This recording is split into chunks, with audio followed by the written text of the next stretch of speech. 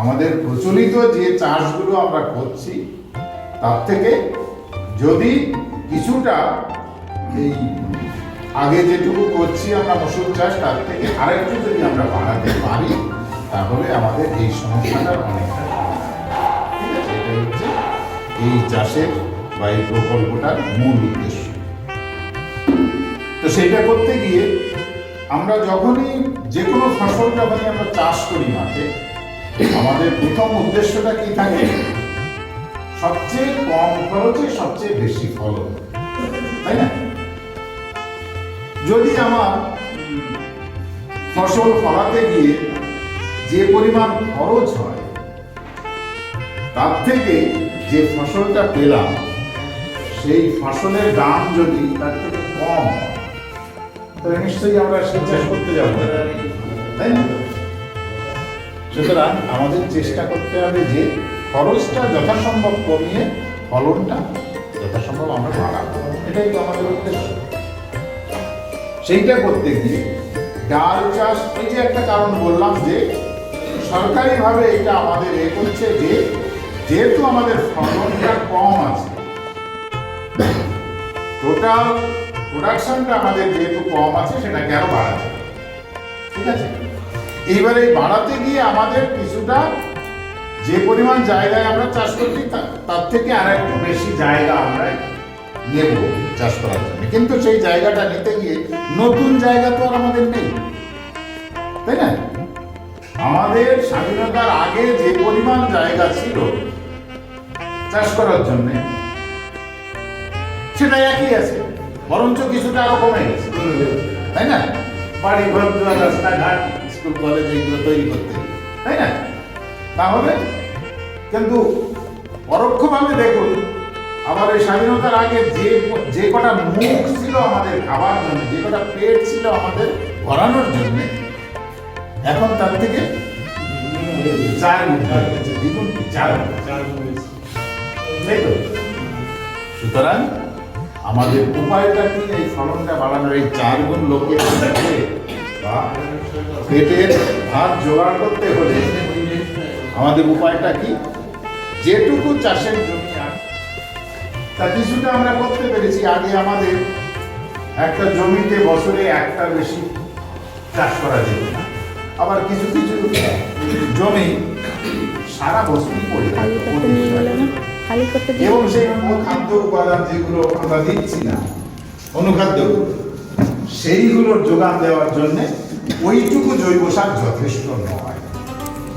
এটা আপনারা বুঝতেই পারছেন যে উত্তর খুঁজে পাচ্ছেন না, এত সার ব্যবহার করছেন অথচ ফলন হচ্ছে।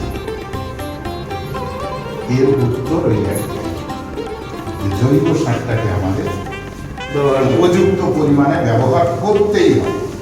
একটা ফসলের জন্য যারা এই 3-4 মাস মোটামুটি বেঁচে থাকে, আমরা অদূর ভবিষ্যতে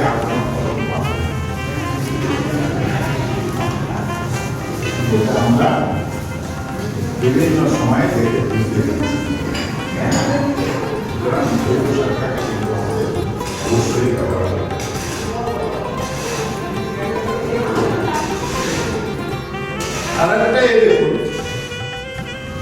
আমরা এই ডাল জাতীয় ফসলের চাষ আর একটা কারণে কেন বাড়াতে হবে? আচ্ছা, আমরা বিভিন্ন রকমের সার ব্যবহার করছি গাছের খাবার দেওয়ার জন্য, নাইট্রোজেন, ফসফরাস, ক্যালসিয়াম ছাড়াও আরো অনেকগুলো আছে। এই যেগুলো আমরা রাসায়নিক সারের মাধ্যমে দিই,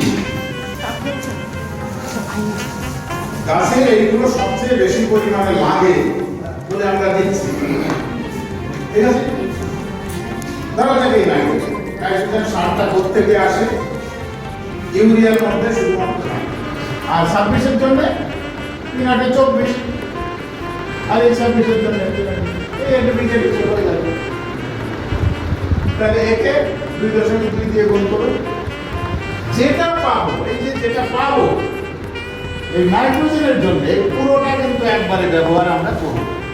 কি বললাম? শেষ চাষের সময় বোনার আগে অর্ধেক, তাই তো? কিন্তু বেশি দিলে এক হচ্ছে সবচেয়ে মানে খারাপ হচ্ছে যে আপনার খরচ বেড়ে যাচ্ছে। 2 নম্বর হচ্ছে গাছের ওটা উপকার হয় না, ওটা আরো ক্ষতি হয়ে যায়, বদ হজম হয়ে যায়।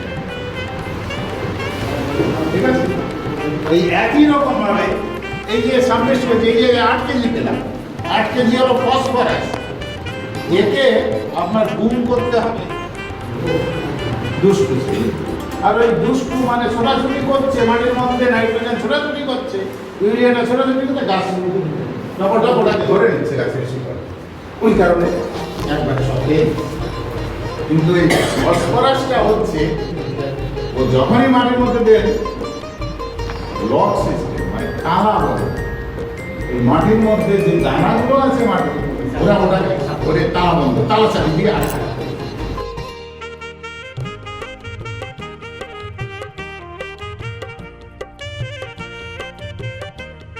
আপনাদের কাছে আমরা কৃতজ্ঞ, আমরা আপনাদের আবার অভিনন্দন জানাই। ভালো বলে ঠিক আছে, বলছে ভালো ঠিকই আছে, যখন কোনো খারাপ কিছু ঘটনা ঘটে তখন এসে বলে ভাই এরা কি হচ্ছে। তো আমি যেটা বলতে চাইছি, একটু চিন্তা করুন, মানে আপনারা সবাই এখানে খুব বেশি বয়স্ক কেউ নেই এখানে, কিন্তু মানে একটা সময় যখন আপনারা ইতিহাস অনেকেই পড়েছেন, ছেলেমেয়েরা পড়ছে, ওখানে দেখবেন যে একটা সময় ভারতবর্ষে যখন আমার স্বাধীনতা আমরা পাই বা তার পরবর্তীকালীন স্বাধীনতার সময় ওই সময়ে যে আমাদের খাদ্যাভাব প্রচণ্ডভাবে খাদ্যাভাব ছিল, মানে খাওয়া পড়া আমাদের খুব অভাব ছিল, বাড়িতে বাড়িতে প্রত্যেক গ্রামে গঞ্জে শহরে খাওয়ার অভাব ছিল, কারণ আমরা কৃষিতে অতটা উন্নত ছিলাম না। আমরা দেশি ধান, দেশি সবজি, দেশি ফসলের চাষ করতাম ওই সময়, এবং কোনো সার ছিল না। আমরা যেটুকুনি গোবর সার পেতাম সেই গোবর সার দিয়েই চাষ করতাম, এছাড়া কোনো সারের ব্যাপার ছিল। কিন্তু হয়তো একটু কেউ তো মনে করতে পারবেন যে সবুজ বিপ্লব বলে একটা ঘটনা ঘটেছিল 1965-64 সাল নাগাদ। সবুজ বিপ্লব, সবুজ মানে সবুজায়ন করা হয়েছিল, সেটা পাঞ্জাব হরিয়ানা থেকে শুরু করে আমাদের পশ্চিমবঙ্গ পর্যন্ত এসেছিল। আমাদের এখানে নতুন করে হাই ইল্ডিং ধান, মানে উচ্চ ফলনশীল ধান, সেটা কি না IR8।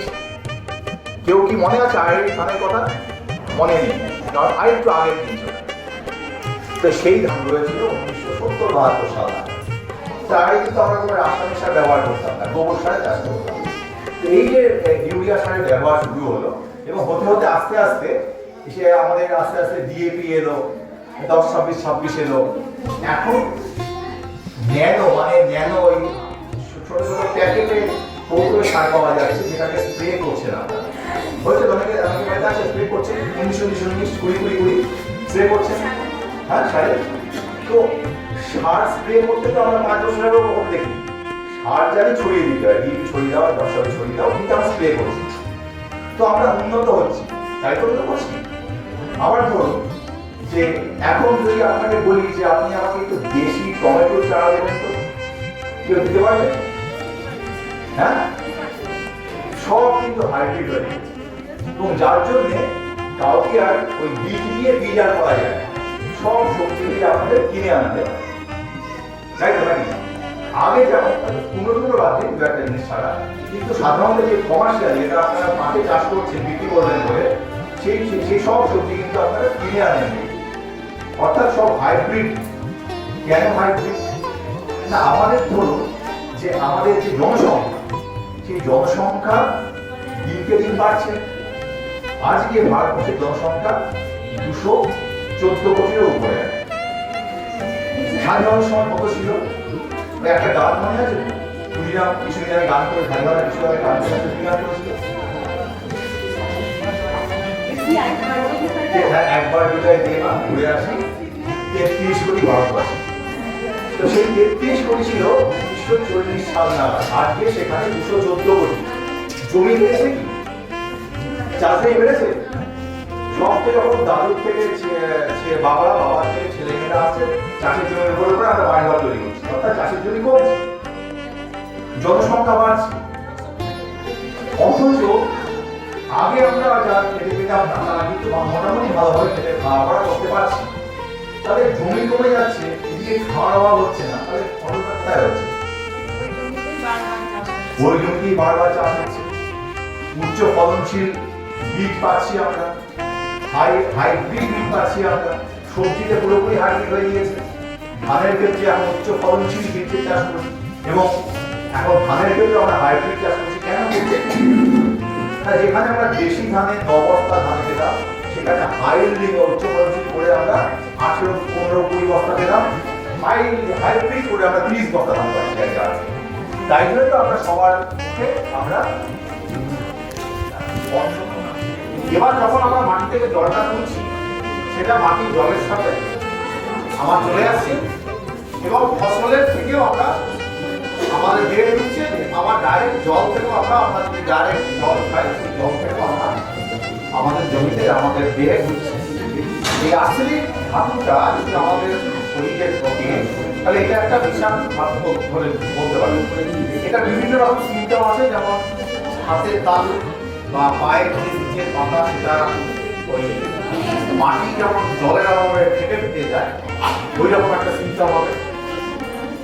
মানুষের যে আয়ু আমরা যতদিন বাঁচানো হয়, বোরো চাষের এলাকা কমাতে হবে। আমি তো বলতে পারি না যে বোরো চাষ পুরো এলাকা বন্ধ করে দিই, কারণ আমরা ধান আমাদের প্রধান খাওয়ানো এবং বোরো চাষের পরিবর্তে আমাদের অন্যান্য যে ফসল এখন চাষ হয়, যেমন বিভিন্ন ডাল শস্য চাষ হয়, সর্ষে চাষ হয়, ভুট্টার চাষ হয়, সূর্যমুখীর চাষ হয়, এই চাষগুলো আমাদের এই রবি সিজনে এই শীতকালে আমাদের বড় চাষের এলাকাটা করছি। এবং আমরা যে জানি যে ধান চাষ করতে গেলে আমরা সবসময় ডুবিয়ে চাষ করি, সবসময় আমাদের আপনারা কৃষক বন্ধু অন্তর্ভুক্ত হতে পারেন। তার মানে কি ওমেন পাওয়ার বাড়ছে। তো আজকে আপনারা এসেছেন, খুবই ভালো কথা যে মহিলা চাষিদেরকে আমরা দু চার কথা বলতে পারছি। তবে সংখ্যাটা আরেকটু মাত্রায় গেলে ভালো হতো। কারণ হচ্ছে যে না হলে আমাদের যে কারণে এই ধরনের মিটিংগুলো করার উদ্দেশ্য সেটা কিন্তু ব্যাহত হয়।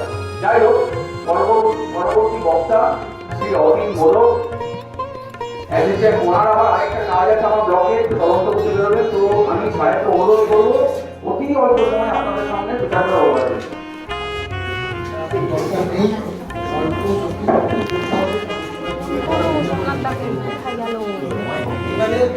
আপনারা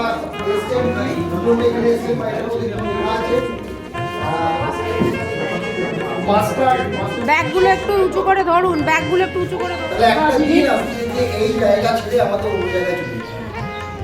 আমাদের এই যে বাস এইগুলো জায়গাটায় যদি আর্সেনিকের প্রবণ হয়, আর্সেনিকের প্রবণটাই বিস্তর, মানুষ এটা মারা যাবে, এখানে কোনো পশু কোনো ব্যবস্থা নেই। আর সেক্ষেত্রে আমাদের একটাই রাস্তা আছে, সরকার থেকে বলে দেবে আপনারা এখান থেকে চলে যান, এখানে কোনো মানুষ লাগে, কোনো মানুষের বসবাস করে সেই জায়গাটা যাতে না আসে তার আগেই সায়েন্টিস্টরা সরকারকে নোটিশ করেছে, ইনফরমেশন দিয়েছে, জানিয়েছে এরকম এরকম ব্যাপার, এই জিনিসগুলো ঘটছে, বিপদ কিন্তু সামনে আসছে, আপনারা যদি এখন থেকে উদ্যোগ না হন ভবিষ্যৎটা অন্ধকার, আমাদেরই অন্ধকার হবে। সেই কারণে সরকার থেকে এই স্কিমের এই আপনারা এসছেন এই তথ্যটুকু বলে দেওয়ার জন্য।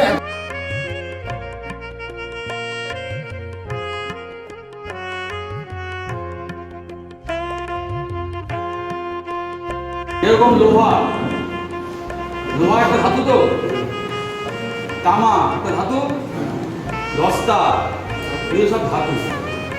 118 রকমের এলিমেন্ট মানে মৌল পদার্থ আমাদের পৃথিবীতে আবিষ্কার হয়েছে এখনো পর্যন্ত। তার মধ্যে তাদেরকে সাজানো আছে 118, 1 থেকে 118 এর মধ্যে সাজানো আছে। আর কত নম্বর, 1 নম্বরে কে আছে, 118 নম্বরে কে আছে, এটা কিন্তু ফিক্সড। আমি ইচ্ছা করে চেঞ্জ করতে পারবো না, পুরো পৃথিবীর ব্যাপী ফিক্সড। তো এই ধাতুদের মধ্যে কিছু ধাতু আছে, কিছু মেটাল, যাদেরকে আমরা হেভি মেটাল বলি, ভারী ধাতু। ভারী ধাতু মানে কি? ওজনে ভারী, মূল্যেও। তাহলে আরো তথ্য কথা যেতে হবে, জানি না চাষির লেভেলে এত তথ্য কথা হবে নাকি। অ্যাটম